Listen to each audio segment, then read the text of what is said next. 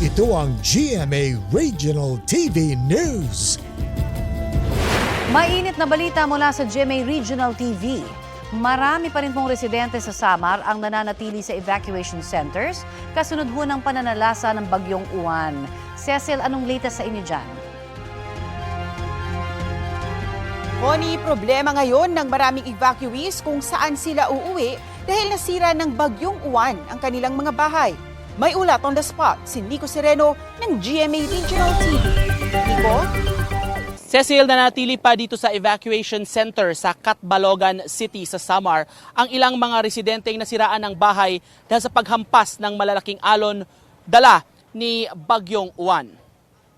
Pangalawang gabi na kagabi, nanunuluyan ang ilang residente sa evacuation site sa Samar National School. Nakauwi na ang iba sa kanila matapos humupa ang bagyo. Pero ang mga natitira, mga wala nang uuwian pa. Sila yung mga nasiraan ng bahay sa tabing dagat malapit sa pier.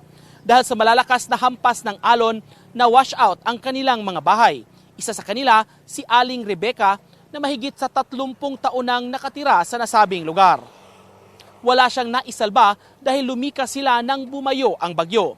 Ayon kay Catbalogan City Mayor Dexter Uy, nakaapekto ang high tide na sinabayan ng malakas at walang hintong ulan kaya nasira ang mga bahay sa tabing dagat. May isang nasawi matapos madaganan ng nawasak niyang bahay. Ramdam din ang Super Typhoon Uwan sa lungsod ng Calbayog dito pa rin sa Samar. Nagsimulang naranasan ang malakas na ulan at hangin madaling araw kahapon na nagtuloy-tuloy hanggang tanghali. Bunsod nito, nakaranas ng pagbaha ang 3 barangay at nawalan din sila ng supply ng kuryente. Sa ngayon ay kinoconsolidate pa ng Office of Civil Defense Region 8 ang kabuang danyos at mga reported incidents dito sa buong Eastern Visayas epekto ng Bagyong Uwan. Cecil? Maraming salamat, Nico Sereno. Samantala, hindi pa rin nakakabangon sa pinsala ng nagdaang Bagyong Tino ang maraming taga Cebu.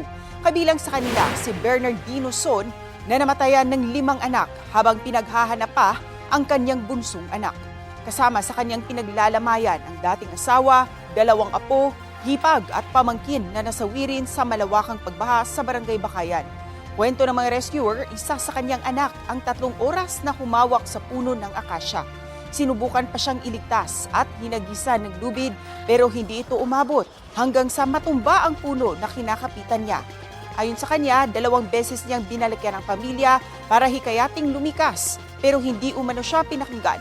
Sa tala ng lokal na pamahalaan ng Cebu City, 31 na ang naitalang nasuwi at 7 pa ang pinaghahanap na mga nawawala dahil sa bahang dulot ng Bagyong Tino. Ito ang GMA Regional TV News. Mainit na balita mula sa Luzon, hatid ng GMA Regional TV. Isang lalaki ang nakuryente habang pinaghahandaan ang epekto ng Bagyong Uwan sa Apari, Cagayan. Chris, saan siya nakuryente? Connie, inaasikaso raw noon ng lalaki ang bubong ng kanilang bahay para hindi ito matangay ng hangin. Sa kabutihang palad, narespondihan agad ang lalaki at nadala sa ospital. Nasa ligtas na siyang kalagayan. Samantala sa bayan naman ng Baggao, humambalang naman sa kalsada ang ilang puno na nabuwal dahil sa bagyo. Hindi pa madaanan sa ngayon ang kalsada. Baha naman ang epekto ng bagyo sa bayan ng Enrile. Isang school compound ang napuno ng tubig dahil sa pag-ulan. Ayon sa mga guro, tiyak na pahirapan na naman ang paglilinis kapag humupa na ang tubig. Update naman tayo hinggil sa hagupit ng Bagyong Uwan sa Dagupan City dito sa Pangasinan. Makibalita tayo live mula kay Sandy Salvacio. Sandy?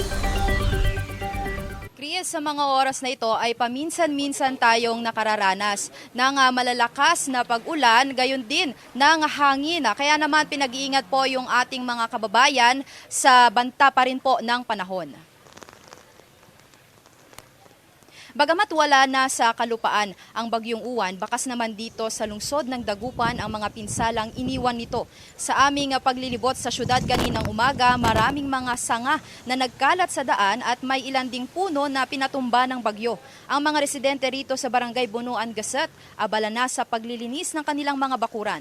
Umabot kasi hanggang sa kalsada ang hampas ng alon ng baybayin, kaya't nagdala pa ito ng mas marami at mas malalaking kalat. Bunsod din ng storm surge, binaha ang malalaking bahagi ng barangay. Ang mga barangay Bunuan Gasset at Bunuan Binlok ang dalawa sa mga malalang tinamaan ng super bagyong Uwan. Ang evacuees sa dalawang barangay umabot na sa mahigit kumulang 3,000 mga individual. Maliban sa bilang ng mga residenteng lumikas, marami ring mga bangka ang sinira nitong dumaang bagyo. Ang mga mangingisda wala raw magawa kundi ayusin kung kaya pang ayusin ang kanilang mga nasirang panghanap buhay. Ang epekto ng storm surge umabot hanggang sa Central Business District ng lungsod at ilang interior barangay. Ang malala, sinabayan pa ito ng high tide na lalo pang nagpataas sa antas ng baha. Ang mga residente at motorista, no choice kundi suungin ang baha. Chris, muling nagpaalala ang lokal na pamahalaan sa mga residente na huwag po basta-bastang lumusong sa tubig baha. Kung kinakailangan, magsuot po tayo ng bota o waders para hindi po natin makuha itong mga sakit na maaaring dala nitong tubig baha katulad na lamang ng leptospirosis. Mula sa GMA Regional TV at GMA Integrated News, ako po si Sandy Salvacio.